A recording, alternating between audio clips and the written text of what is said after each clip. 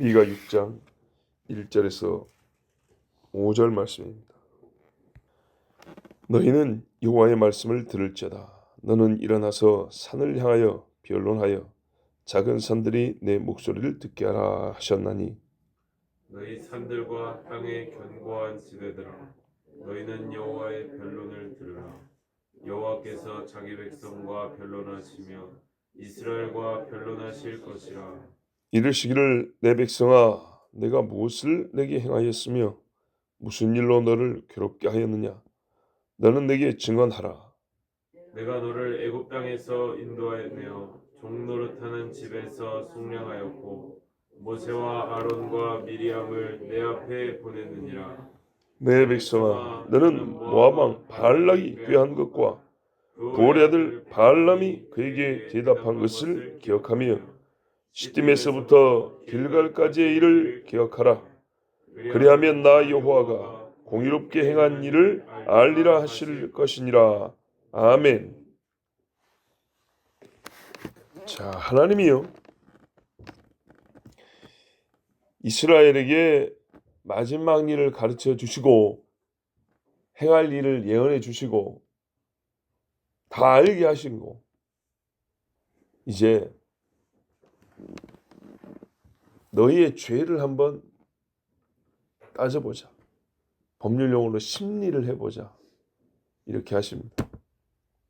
그러니까 마지막에 있을 일들이 왜 필요한가? 당대로 말하면 아수르와 바벨론에 잡혀가고 나라가 망하는 일이 어찌하여 있을 수밖에 없는가? 하나님이 그 이유를 말씀해 주겠다는 거예요. 왜 말세에도 유다의 이 앞에 이미 기록된 재앙과 곤란의 때가 임할 수밖에 없는가? 의로우신 하나님이 왜 그렇게 행하시는가?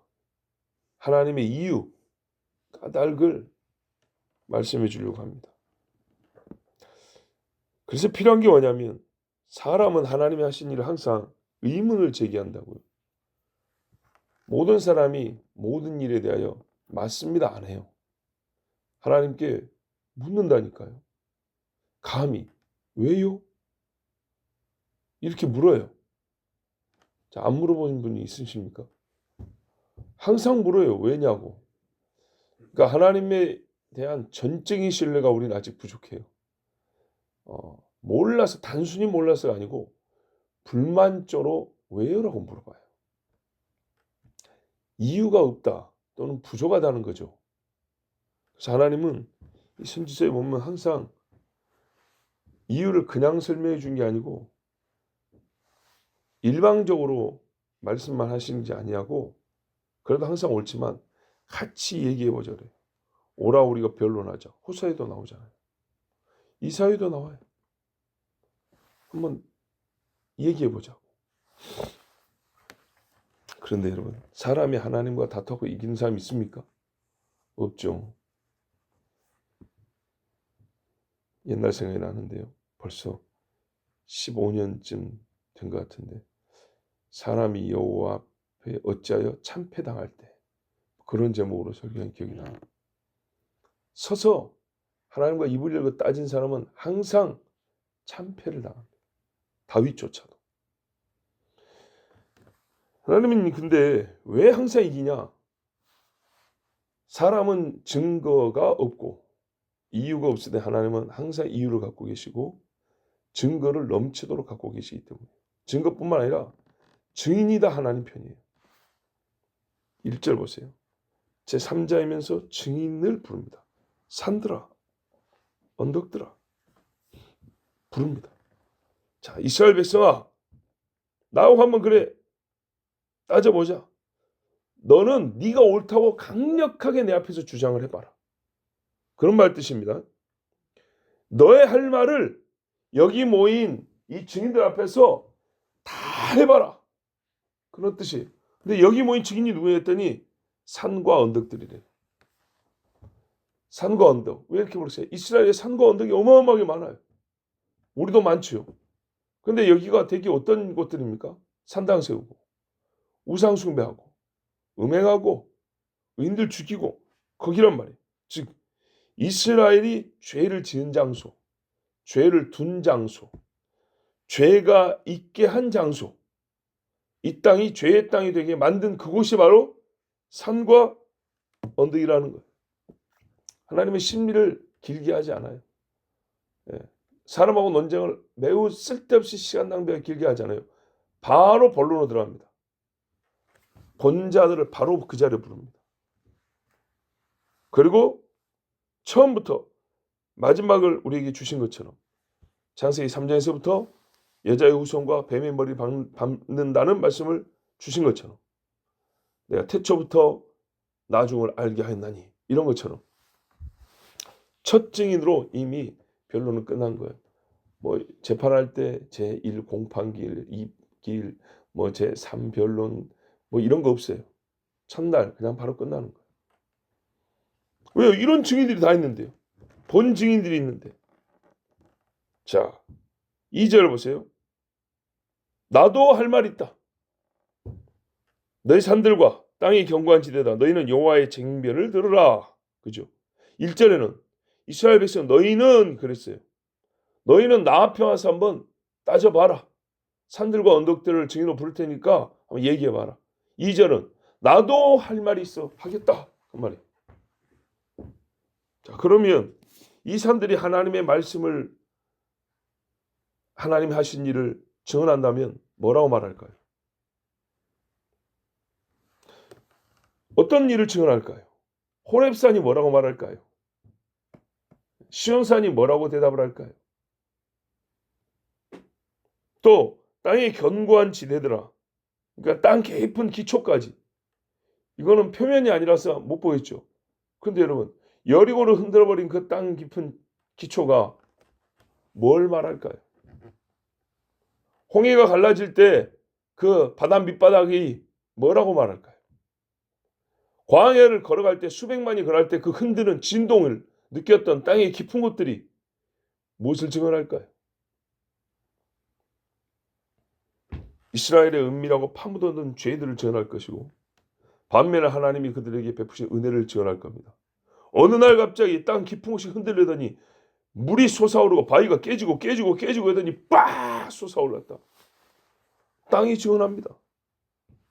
하나님이 르비딤에서 반석을 깨뜨리사 물을 내시고, 예? 땅들이 기다리고 기다리던 날이 언제나 이 이야기를 할까? 예? 언제나 하나님이 하신 일을 우리도 좀 속 시원히 말해볼까? 하나님이 그날 부른다 그랬어요. 아따 목사님도 뭔 땅이 말하고 그런데요. 뭔 산이 입이 있어 뭐가 있어. 이건 문학적 표현이지. 그렇죠. 야가 몸 입이 있어요. 몸 귀가 있어요. 근데 하나님이 하게 한다 그랬어요. 나귀가 입을 열어 말한다 했죠. 충분히 증언하게 했어요. 이 돌들로도 소리 지르게 한다 그랬어요. 지금 봐보세요 여러분. 세상에 땅을 파보면 창세기가 보인다니까요. 예.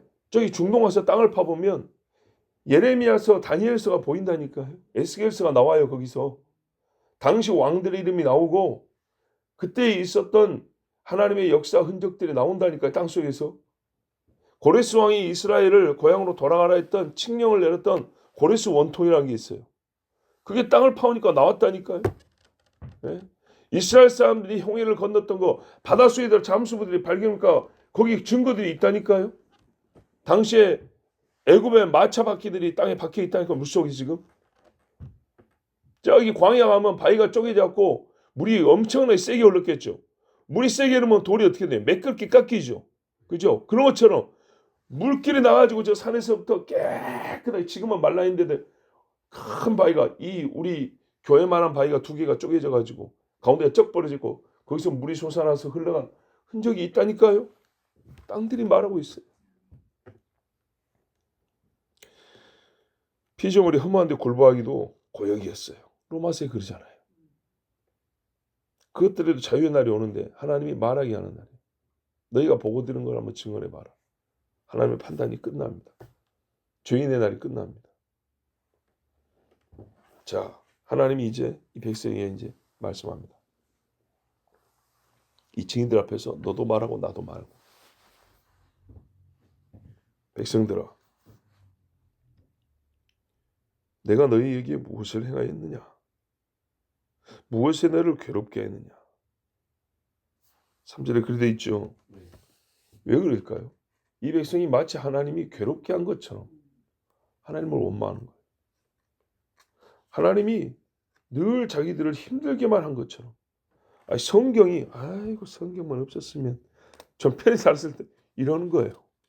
아이고 교회 와서 예배를 하는 소리만 했으면 내가 그냥 좀 재밌게 살 건데 있다고 소리하는 거예요. 뭐 안식일이니 뭐니 그거 아니었으면 장사해서 돈이나 좀 많이 벌었을 건데 내가 부자가 못 된 이유가 교회 다닌 것 때문이요. 막 이딴 소리 하는 거예요. 그래? 내가 너희한테 뭘 했지? 한번 생각을 해보자 그래. 여러분 이스라엘이 하나님께 하는 말을 들어보면요. 마치 원수에게 하는 말과 같아요. 하나님은 자식에게 하는 말처럼 했는데 이스라엘은 하나님한테 원수한테 하는 말. 아주 자기보다 아랫사람 또는 무시해도 되는 사람 그런 사람한테 하는 말처럼 해요. 하나님을 향하여. 불의한 자에게 의로운 자가 판단할 때 하는 말처럼 나는 어쨌는데 하나님은 어쨌다는 둥 있다고 소리로 말해요. 그런데요 사실은 하나님이 말입니다. 이스라엘에게 모든 것을 다 주고도 하나님은 받은 게 없어요. 하나님은 항상 선한 것을 주고 악한 것을 받았어요. 40년 광야만 봐도 그래요. 그래서 하나님이 그 긴 이야기 다 안 하고 뒤에 가면 광야 이야기만 합니다. 그것도 광야 이야기도 맨 처음하고 끄트머리만 얘기합니다. 가운데 얘기 안 합니다. 그래고도 충분해요. 근데 우리가 생각하면 왜 하나님이 이런 대우를 받아야 되죠? 진짜 도대체 사람이 사람한테 안 하는 짓을 하나님한테 해요. 사람이 사람한테 1,000만 원을 받았으면 여러분 어떻게 대할 것 같아요? 평생. 사람이 사람한테 집을 한 채 선물로 받았으면 어떻게 대하시겠어요? 명절마다 선물 상자 갖고 가겠어요? 안 가겠어요? 할만하죠? 아니 저 길바닥에 운망 말고 아파트 한 채 받았다 치자고요. 그러면은 좋은 거 많이 해드릴 수 있겠죠. 근데 사람이요 하나님한테는 사람에게도 안 하는 짓을 해요. 진짜로. 우리 사람 잘 보이려고 나 그런 사람 아니야. 나 말하면 하는 사람이야. 그러면서 자기 체면 안 구기려고 힘을 내서 그죠? 신뢰를 지키려고 노력을 해요. 근데 하나님 앞에는요.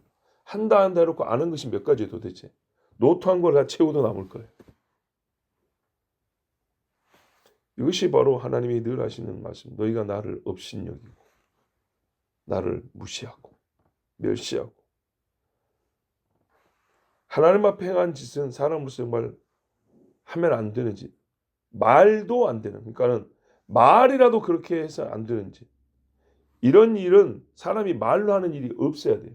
그러니까 무슨 말이냐면 사람이 누구 사람에게 거짓말을 했단다라는 것은 그러면 안 되지만 그런 일이 있을 수 있어서 우리가 말로 그걸 설명할 수 있어요.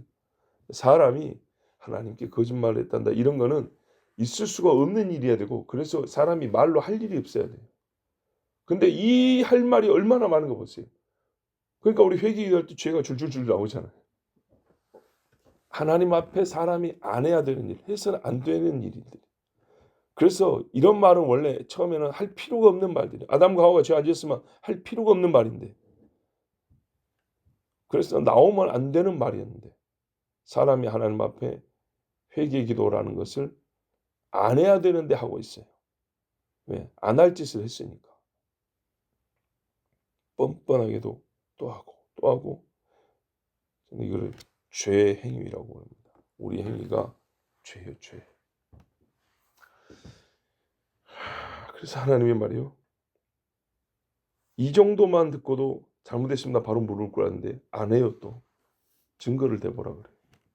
저런 것들 말고 버틴다고요. 그래서 하나님이 뭐라 그러냐면 짧게 얘기합니다.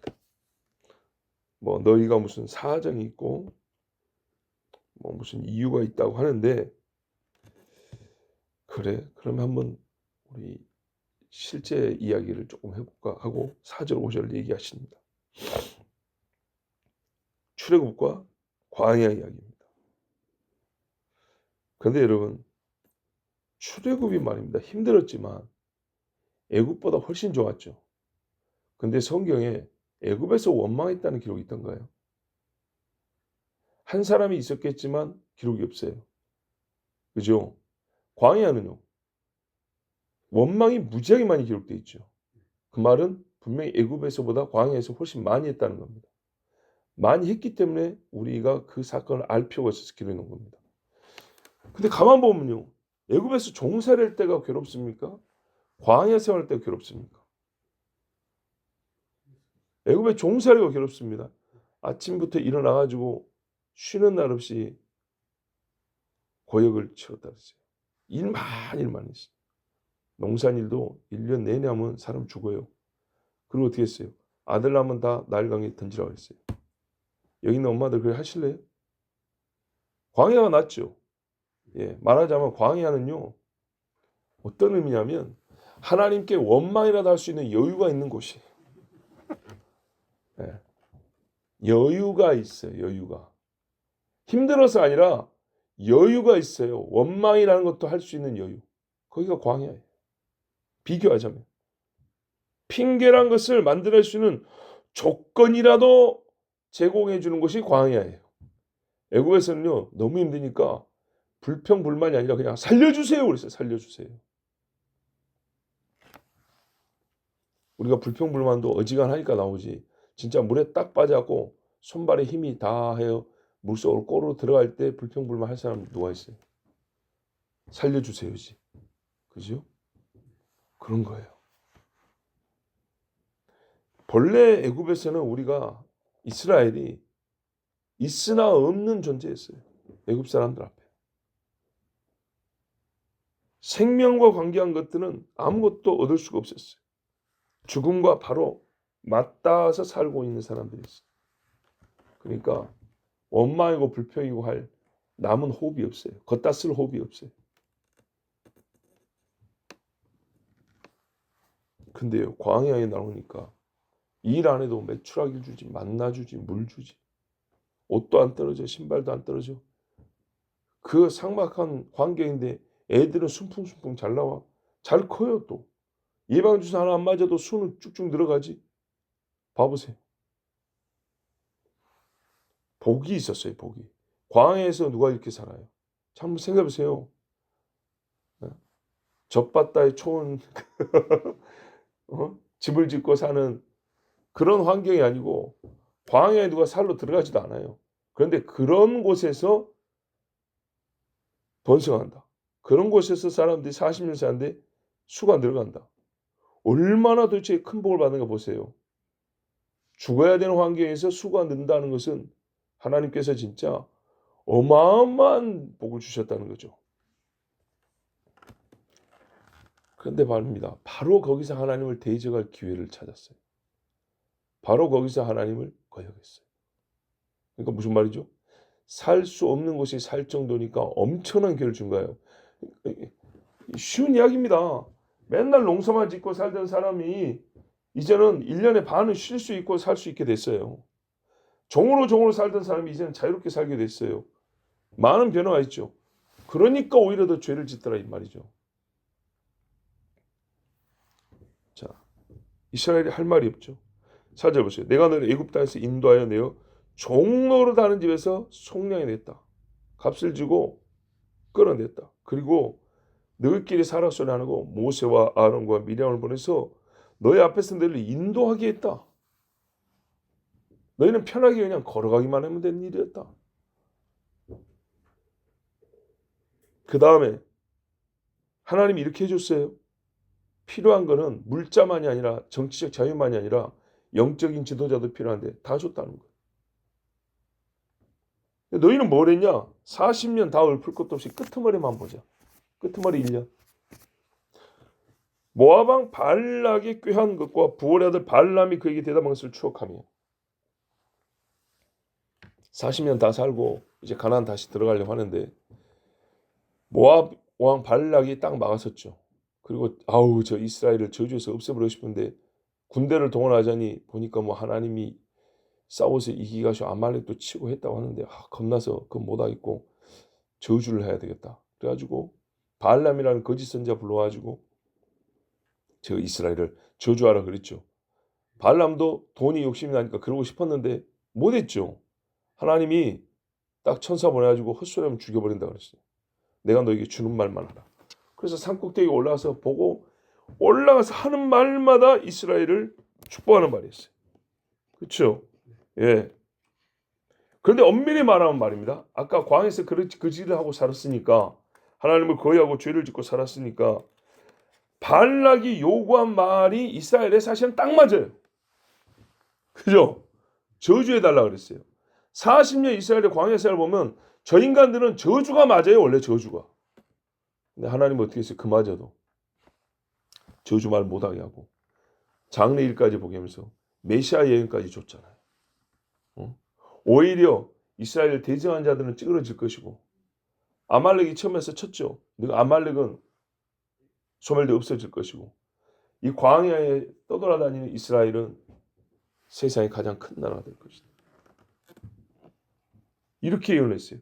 근데 이게 원래 광야 생활한 꼬락서니를 보면 안 맞는 이야기예요. 저주받아 죽어야 마땅한 거예요. 그게 맞는 거예요. 근데 하나님이 이스라엘에게 대축복을 해줬어요. 이스라엘이 이 정도 이야기 들으면 부끄러워서 머리를 못 들어야 됩니다. 그리고 끝으로 이런 말씀하셨어요.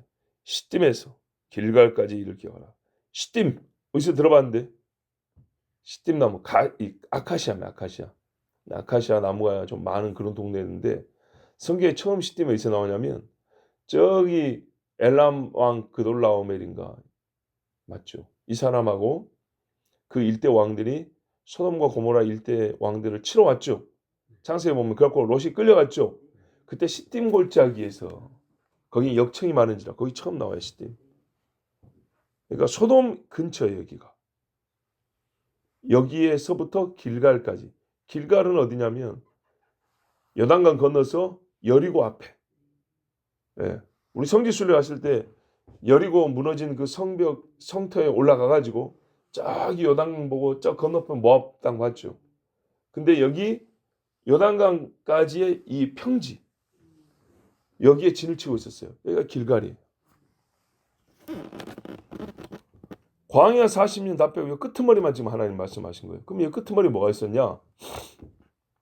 요단강 건너기 전에 시딤이 처음에는 창세기 때 나오는데 이 지금 여기 본문에서 시딤은 어떤 일을 말하냐면 40년 광야 생활 다 끝나고 마지막으로 이제 정비하고 요단강 건널 때가 가까웠는데 여기서 모압 왕 발락이 저주가 안 통하니까 발람이 따로 뭔 이야기를 하냐면 미인계를 쓰라 했어요.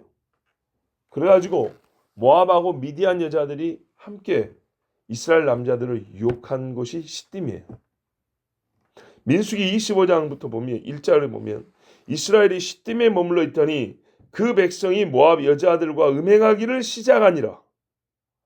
그 여자들이 그 신들에게 제사할 때 백성을 청하매 백성이 먹고 그들의 신들에게 절함으로 이스라엘이 바알볼에게 부속된지라. 여호와께서 이스라엘에게 진노하시니라. 요 마지막 24,000명 죽은 사건 있죠. 요게 시작한 게 시딤이에요. 이곳에서 시작을 했어요. 그 이야기하는 겁니다. 내가 40년 다 보호를 받고 이제 남은 자라고 생각되고 요단강 건너면 되는데 그 막판에까지 세상에 내가 저주를 축복을 바꿔줬는데 거기서 너희들은 음행하여 바알에게 절하고 바알에게 바친 제사 음식 퍼먹고 범죄하였느냐. 그래서 안 죽어도 될 사람이 24,000명이 죽었다. 그거 기억하지? 그 이야기. 근데 민수기 보면 음행하기를 시작하니라 그랬어요. 그리고 나중에 우상 숭배하는 잔치에 불렀어요. 그러니까 이게 하루에 일어난 일이 아닙니다. 여자들이 가까이 오고 서서히 가까이 오고 할 때 남자들이 유혹을 당하고 1명, 2명, 3명에서 이스라엘이 그 우상 숭배 잔치에 갈 때 수만 명이 갔는데 그것이 아무렇지도 않게 여길 정도로 상당한 시간을 두고 일어난 일이었어요. 음행하기를 시작하니라. 요즘 말로 하면은 연애를 한 거죠. 모압 여자들하고 연애를 하고 내도해봐. 재밌더라. 야, 우리 이스라엘 여자들하고 달라. 그러면서 한 명, 두 명하고 그 동네 하나의 문화가 되고 또 저쪽 동네로 퍼져나오고 괜찮아. 그렇게 해가지고 이스라엘 남자들에게 죄책감이나 두려움 없이 행할 수 있는 일종의 당대의 문화가 됐어요. 야, 교회 다니는데 괜찮아. 그래가지고 어느 한 교회가 쑥대밭이 돼버린 것처럼 그렇게 됐어요. 유행이에요, 유행. 모함 여자하고 한번 놀아보지 않은 것은 병신 취급받는, 마치 그렇게 됐어요. 그래서 나중에 어디까지 갔어요? 바알보르게 부속된지라. 애굽의 종살이 된 것처럼 이 모함 여자와 미디안 여자들이 제사하는데 거기에 종로로 하시 싹 끌려갔다는 거예요. 오라 하니까는 누구 집 아들 오는데 진짜 수만 명이 나오는 거예요. 수만 명이. 뭐 전쟁 동원된 것도 아닌데. 그래서 하루에 2만 3천 명이 죽었잖아. 죽은 사람만. 그러면 이 상황에서 무엇으로 하나님 앞에 이스라엘의 의를 주장하겠습니까? 그런데 말입니다. 이 시딤에서 이 죄를 짓고 하나님이 벌을 내린 다음에 회복되어서 일어났어요. 여호수아가 여리고 두 정탐꾼 보내죠. 그 정탐꾼을 보낸 장소가 바로 시딤입니다. 여기서 남은 자들 중에 젊은이들 둘을 뽑았어요. 이 젊은이들은요, 정결한 사람들. 요한계시록 보면은 음행하지 아니하고 어린 양이 어디든지 따르는 자들이라. 그 사람이 흰 옷 입는다 그랬어요. 그것처럼 이 모함 여자들의 음행에 미디안 여자들의 술수에 넘어가지 아니하고 자기를 지킨 젊은이들 중에 두 사람을 뽑았어요. 이 중에 한 사람이 살몬이에요. 유다지파. 이 사람이 나중에 보아스의 할아버지입니다. 다윗의 할아버지. 그리고 여리고로 정탐을 갔다 왔고 그 사람이 라합하고 결혼을 합니다. 아니 뭐요? 미디안 여자보다 라합은 더 더러운 거 아니에요? 그렇게 보면 안 되죠. 여기는 우상 숭배하게 만들려고 끌어들인 여자라면 라합은 믿음으로 변화된 사람이에요. 예? 그리고 여리고에서 하나님의 어마어마한 기적, 구원을 경험했어요. 그렇죠? 그런데 이제 그 사이에 뭐가 있었냐면 요단강을 믿음으로 건넌 다음에 진을 친 곳이 길갈입니다. 길갈이 어떤 곳이냐? 여호수아 4장 17절 이하에 여호수아가 제사장들에게 명하여 요단에서 올라오라 하매 여호와의 언약궤를 맨 제사장들이 요단 가운데서 나오매 그 발바닥으로 육지를 밟는 동시에 요단물이 본 곳으로 도로 흘러 여전히 언덕이 넘쳤더라. 그러니까 물이 어마어마하게 많을 때였어요. 정월 10일에 백성이 요단에서 올라와서 정월 10일, 1월 10일 기억하십시오. 여리고 동편지경 길갈에 진침해 여호수아가 그 요단에서 가져온 12돌을 길갈에 세우고 예수님이 저 돌들이 소리지르어 여깁니다. 이스라엘 자손들이 일러 가로되 후일에 너희 자손이 그 아비에게 묻기를 이 돌은 무슨 뜻이냐 하거든. 요만한 돌이 아닙니다. 너희는 자손에게 알게 하여 이르기를 이스라엘이 마른 땅을 밟고 이 요단을 건넜음이라 이렇게 말하고 있어요. 하나님이 요단을 건너게 하신 증거가 있는 곳이 길갈이에요. 그리고 여호수아 5장에 보면 시간공상 중요한 데만 읽으면 뭐라 했냐? 할례를 행하라. 여호수아가 부싯돌로 칼을 만들어 할례산에서 이스라엘 자손들에게 할례를 행하니라. 길갈이는 어떤 언덕에서 했다는 거죠. 여호수아 할례를 시행한 까닭이 이것이니 애굽에서 나온 모든 백성 중 남자고 모든 군사는 애굽에서 나온 후 광야 노정에서 죽었는데 그 나온 백성은 다 할례를 받았으나 오직 애굽에서 나온 후 광야 노중에서 난 자는 할례를 받지 못하였습니다. 그 다음에 할례를 한 다음에 하나님은 내가 오늘날 애굽의 수치를 너희에서 굴러가게 하였도다. 그래서 길갈은 굴려버렸다 이런 뜻이라 했죠. 이스라엘 자손들이 길갈에 진쳤고 그달 14일 저녁에는 여리고 평지에서 14일은 무슨 날이죠? 유월절을 지켰고 이렇게 돼 있어요. 10일에 건너고요. 할례하고 3일 동안 엄청 힘들거든요. 4일째 될 때 좀 움직일 수 있을 때 유월절을 지켰다 그랬어요. 그리고 유월절을 지키기 위해서는 여러분 10일 날 최소한 4일 전에 양을 준비해야 됩니다.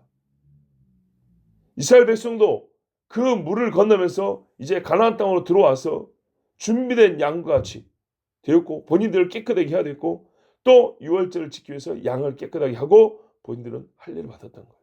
그래서 자기 몸에서도 수치를 끌어내버렸던 거예요. 딱 맞죠? 우리가 형식으로만 깨끗한 게 아니라 자기 몸의 수치를 버리는 이 정결하는 일이 필요한 거예요. 그리고 나서 6월절이 지나고 6월절 지난 후 그러니까 15일에 있죠. 성경대로 하면은 무슨 말이에요? 무교절입니다. 본인들이 애굽을 떠나고 나서 누룩 없는 빵을 먹고 왔어요. 그것처럼 새 양식을 먹는데 이제는 어떻게 되냐? 6월절 이튿날에 그 땅 소산을 먹되 그날에 무교병과 볶음곡식을 먹었더니 그 땅 소산을 먹은 다음 날에 만나가 그쳤으니 이제 광야는 끝났다는 거예요. 애굽에서 전쟁이 안 끝났는데요. 너희가 들어온 이상 승리님만 받아놓은 거고 그 땅에 있는 백성들에서 곡식을 취하여 먹었다는 겁니다. 6월절부터. 여기가 길갈입니다. 그리고 여기서 여호수아의 군대 장관이 하나님의 여호와의 군대 장관이 나타나 여호수아를 만납니다. 그러니까 이 길갈은 어마어마한 곳이죠. 그래요. 요 이야기라는 거예요. 요단강을 건너게 한 증거가 있는 곳. 할례를 행하여 애굽의 종대 수치를 굴려버린 곳. 가나안 땅에서 첫 유월절을 지킨 곳. 여기까지 인도하신 하나님. 길갈에까지 인도하시고 길갈에서 하신 일 한번 봐봐라. 길갈에서 40년 다 보라 소리도 안 해. 길갈 거기 한 곳에서 하나님이 행한 일만 보더라도 얼마나 큰 은혜인가. 그리고 이것들은 하나님이 이스라엘을 존귀케 한 일들입니다. 보세요. 종의 굴레를 완전히 벗겨버렸잖아요. 할례 나하여 깨끗한 하나님의 백성이 되게 했잖아요. 가나안에서 지그들이 손을 짓지 않은 양식을 먹게 하셨잖아요. 옛날에 약속했는데 와서 첫날부터 말이죠. 자, 이스라엘아 이제 할 말 있으면 해봐라. 내가 너에게 잘못한 것이 있느냐? 여러분 하나님이 나에게 잘못한 거 있습니까? 없습니까? 권사님 있어요? 없죠. 사람이 나에게 잘못했거나 사람이 내가 다른 사람이나 하나님께 잘못한 게 있지 하나님이 나에게 잘못한 거 없어요. 하나님 우리가 잘못했습니다. 이게 맞는 겁니다. 처음부터 사람이 하나님과 무슨 주제든지 간에 감히 정론한다는 게 말이 안 됩니다. 의를 갖고 싸운다는 것도 어울리지 아니하고 말도 안 되는 일이고 죄를 갖고 다툰다는 것도 건방진 일입니다. 하나님께는요. 어떤 주제로 이야기를 하든지 간에 다 하나님이 맞습니다. 하나님이 옳습니다. 이것이 우리 사람의 대답입니다. 그런데 감히 하나님 앞에 죄란 죄는 다 짓고 사람이 하지 못할 짓을 해놓고 건방지 하나님 앞에 따져 묻는 인간은 어떤 인간일까요? 아직 정말 회개할 죄가 많은 그런 인간입니다. 하나님이 이스라엘에게도 유다에게도 물으셨습니다. 굳이 하나님이 사람에게까지 논쟁을 와서 하실 필요도 없습니다. 이렇게 논쟁을 하자고 한 것조차도 우리를 사랑하시고 하나님이 정말 자기를 낮추시는 겁니다. 오늘 우리가 하나님 앞에 할 말이 없으므로 감사하십시오. 그리고 하나님이 옳습니다라고 시인하십시오. 그것이 옳습니다. 기도하겠습니다. 아버지 감사합니다. 출애굽 시작할 때만 생각하고 중간은 다 빼고 끄트머리 며칠을 또한 떠올려 보기만 해도 우리가 태어난 날과 요 며칠 합해서 10일도 안 되는 날수만 돌아보아도 우리는 하나님 앞에 감히 원망할 것도 없고 불평할 것도 없고 오히려 죄로 말미암아 부끄러워하고 두려워 떨어야 할 존재입니다. 하나님이 나에게 해주신 것은 수만 권의 책을 갖다 기록해도 다 채울 수가 없고 하나님이 나를 향하여 갖고 계신 생각과 그 마음은 어떤 온도계로도 잴 수 없는 뜨거운 마음입니다. 아버지 하나님, 주님이 옳습니다.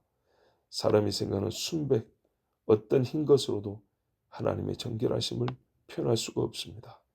아버지 하나님, 그런데도 감히 죄인이 죄인에게도 하지 않을 말을 하나님께 입을 열어 떠들어댑니다. 이 또한 스스로 감당하지 못할 죄임을 깨닫게 하여 주시옵고 늘 순결하고 정직하며 하나님 옳습니다. 주님이 맞습니다. 제가 죄인입니다. 나를 불쌍히 여기시고 용서하여 주시옵소서. 하나님의 선한 뜻대로 인도하여 주시옵소서. 우리가 마땅히 구할 바를 구하게 하옵소서. 예수 그리스도의 이름으로 기도하옵나이다. 아멘.